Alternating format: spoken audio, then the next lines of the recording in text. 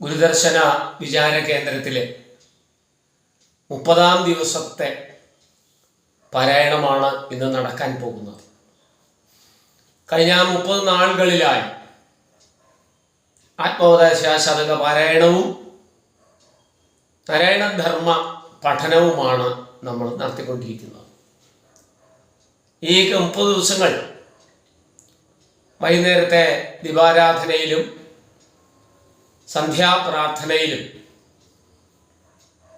പഠനത്തിലും 1 മണിക്കൂർ സമയം ചിലവഴിക്കാൻ തീരുമാനിച്ച നിങ്ങൾക്ക് ഓരോരുത്തർക്കും ഗുരുദർശന വിചാര കേന്ദ്രത്തിൻ്റെ പേരിൽ പ്രത്യേകമായി നന്ദി പറയുന്നു. അങ്ങനെയാണെങ്കിൽ നമുക്ക് ഇന്നത്തെ വായനയിലേക്ക് കടക്കാം. ഇന്ന് അഥാപരക്രിയ ആണ് നവമ സർഗത്തിൽ ചർച്ച ചെയ്യുന്നത്. എന്താണ് അഥാപരക്രിയ എന്നറിയാമോ? അറിയാമോ? കേൾക്കണില്ലേ? അറിയില്ല. അങ്ങനെ അറിയില്ലെങ്കിൽ അറിയില്ല എന്ന് പറയണം. അഥാപരക്രിയ എന്ന് പറഞ്ഞാൽ ഒരാളുടെ മരണശേഷം നടത്തേണ്ടുന്ന ക്രിയകൾ എന്നാണ് ഗുരുസ്വാമികൾ ഇവിടെ പറഞ്ഞത്. ഗൃഹസ്ഥാശ്രമ ധർമ്മത്തിൽ ഒരു കുഞ്ഞ് ജനിച്ച് വളർന്ന് സമൂഹത്തിന് വേണ്ടി, കുടുംബത്തിന് വേണ്ടി, തനിക്ക് വേണ്ടി, ബന്ധുമിത്രാദികൾക്ക് വേണ്ടി, ലോകത്തിന് വേണ്ടി ജീവിച്ച് എന്തായാലും ഒരിക്കലും മരണം ഉണ്ടാവും. അമരന്മാരായി ആരും തന്നെ ഇല്ല, മരിക്കുമല്ലോ. അപ്പം അങ്ങനെയാണെങ്കിൽ അഥാപരക്രിയ എങ്ങനെയാണ്? എന്താ പറയുന്നത്? സ്ത്രീ ബാലയുവ വൃദ്ധാന മരണേ സതിതച്ഛവാൻ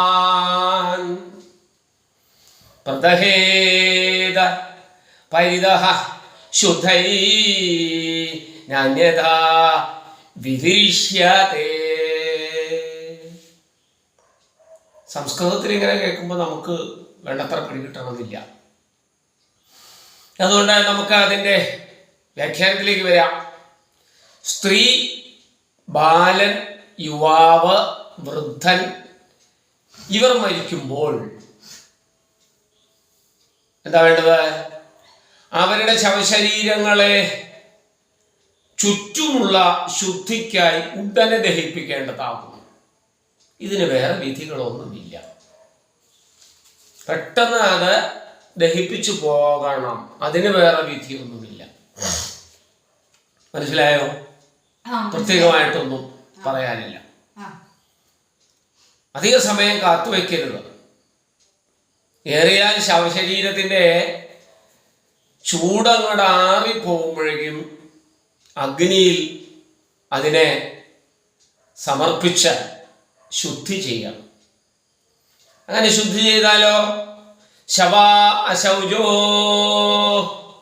ശോഹനി ജ്ഞാതി നാമിഹ നിശ്ചിത ഏകാദിശേഷദിനേ ദര്യധോമം പുണ്യാഹമേവ ച പുണ്യാഹമേവ ച.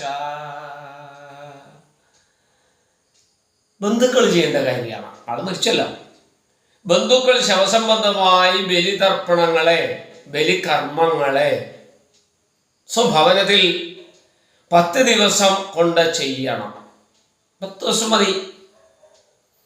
11-ാം ദിവസം കുളിയും ഹോമവും പുലവീട്ടിലും ചെയ്യേണ്ടതാകുന്നു. ഇതിൽ കൂടുതൽ ഒന്നും ചെയ്യേണ്ടതില്ല. മനസ്സിലായോ? ഇതിൽ കൂടുതൽ ഒന്നും ചെയ്യേണ്ടതില്ല. ചില ആളുകൾ തങ്ങളുടെ ധനത്തിൻ്റെ ഒക്കെ ആയതുകൊണ്ട് മറ്റൊരുപാട് കാര്യങ്ങളൊക്കെ ചെയ്തു കൂട്ടുന്നതായി നാം കാണുന്നുണ്ട്. അതൊക്കെ ആ വഴിക്ക് നടന്നു കൊള്ളട്ടെ, അല്ലേ? 3 എന്താ? പ്രസ്തുത നാമ സത്വേതു ഭാഗിനായോ ആവിസമ്മതഃ യഥാ പിണ്ഡ പ്രദാത്യത്വം ദാസത്യോ സ്യാത് പരസ്പരം. ഇനി ഒരാൾ മരിച്ചാൽ ആരാണ് ബലികർമ്മങ്ങളെ ചെയ്യേണ്ടത് എന്ന് ചോദിച്ചാൽ ആരാ?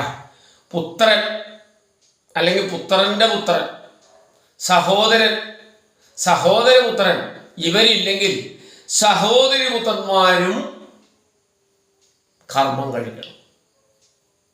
ഇവരാരും ഇല്ല എന്ന് വെച്ചാലോ, ആരുമില്ല, ഭാര്യയ്ക്കും ഭർത്താവിനും.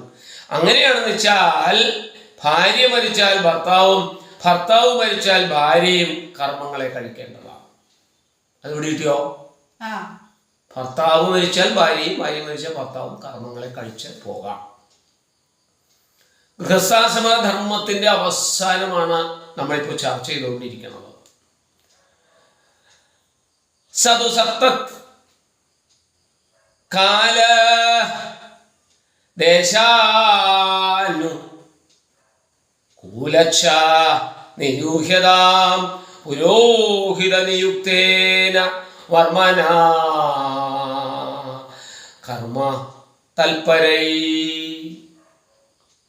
ഇത്രയും പറഞ്ഞിട്ട് ഗുരുസ്വാമികൾ ഒരു കാര്യം കൂടെ പറയുന്നത്, ഇങ്ങനെ തന്നെ എക്കാലവും ചെയ്തുകൊണ്ടിരിക്കണം എന്നൊന്നുമില്ല. പിന്നെയോ, ഓരോരോ കാലത്തിനും ദേശത്തിനും അനുസരിച്ച കർമ്മകുശലന്മാരായ പുരോഹിതന്മാർ കർമ്മകുശലരാണ്. അല്ലാതെ പുരോഹിത വേഷം കെട്ടി ഉദരനിമിത്തം ജോലി ചെയ്യുന്ന ആളുകളുടെ കാര്യമല്ല പറഞ്ഞത്. കർമ്മകുശലന്മാരായ പുരോഹിതന്മാർ ശേഷക്രിയയെ വേണ്ട വിധം ചെയ്തു കൊള്ളട്ടെ. ഇങ്ങനെയാണ് ഈ സർഗം, നവമ സർഗം സമാപിക്കുന്നത്. നമ്മളെ സംബന്ധിച്ചിടത്തോളം കഴിഞ്ഞ ദിവസങ്ങളിലായി ചർച്ച ചെയ്തത് ഈ 30-ാം ദിവസം വരെ നാരായണ ഗുരുസ്വാമികൾ ഒരു കുടുംബം എങ്ങനെ സംവിധാനം ചെയ്യണമെന്ന് മുതൽ കല്യാണം കഴിക്കുന്നത്, കുട്ടിയുണ്ടാകുന്നത്, കുട്ടിയെ വളർത്തേണ്ടത്, കുട്ടിയെ പഠിപ്പിക്കേണ്ടത്, അയാൾ ഗൃഹസ്ഥാശ്രമിയായി ജീവിച്ച് അയാൾ മരണപ്പെട്ടു കഴിഞ്ഞാൽ എന്തെല്ലാം ചെയ്യണം, അതിൻ്റെ വിധി എന്താണ് എന്ന് സംശയമുള്ള ആളുകൾക്ക് നാരായണ ധർമ്മം ഒന്ന് എടുത്തു നോക്കിയാൽ യാതൊരു വിധത്തിലുമുള്ള അന്ധവിശ്വാസങ്ങളിലേക്ക് വീഴുകയില്ല.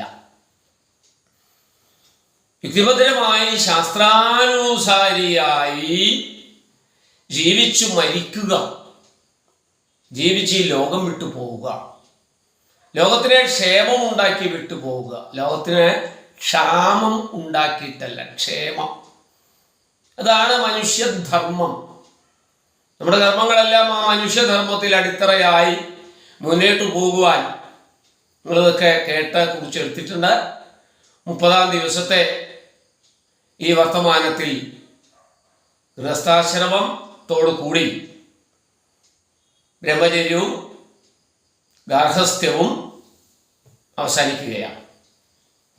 ഇനി വാനപ്രസ്ഥാനം, അതില്ലാത്തത് കൊണ്ട് സന്യാസത്തിലേക്ക് പോവാം.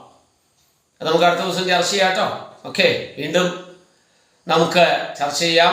ഇപ്പോൾ തൽക്കാലം ഈ വർത്തമാനം ഇവിടെ അവസാനിപ്പിച്ചിട്ട് പതിവ് പോലെ ചോദ്യങ്ങളൊക്കെ തയ്യാറാക്കി വന്നിട്ടുണ്ടാവും. ഇപ്പോൾ ഇവിടെ പഠിപ്പിച്ച പാഠങ്ങളുടെ 4 പാഠങ്ങളാണ് പ്രധാനമായി നവമസർഗത്തിൽ നിന്ന് നമ്മൾ എടുത്തത്. സംശയങ്ങളൊക്കെ ആയിട്ട് എല്ലാവരും ഓരോരുത്തരായിട്ട് മുന്നോട്ട് വരട്ടെ. നമ്മയെല്ലാം ജഗദീശ്വരൻ അനുഗ്രഹിക്കുമാറാകട്ടെ. ആ ജഗദീശ്വരനെ വാഴ്ത്തിക്കൊണ്ട് നമുക്ക് ഇന്നത്തെ വർത്തമാനം ഇവിടെ സമാപിപ്പിക്കാം. വീണ്ടും കാണുന്നതുവരേക്ക് നാരായണ മൂർത്തേ ഗുരുനാരായണ മൂർത്തേ നാരായണ മൂർത്തേ പരമാചാര്യ നമസ്തേ. ആചാര്യപാദങ്ങളിൽ സർവവും സമർപ്പിച്ചുകൊണ്ട് വിടവാങ്ങുന്നു. നല്ല ഒരു കർക്കിടകം കഴിഞ്ഞു പോകുന്നു. ഒരു നല്ല പുഷ്പകാലത്തിൻ്റെ, വസന്തകാലത്തിൻ്റെ ചിങ്ങം വരാൻ പോകുന്നു.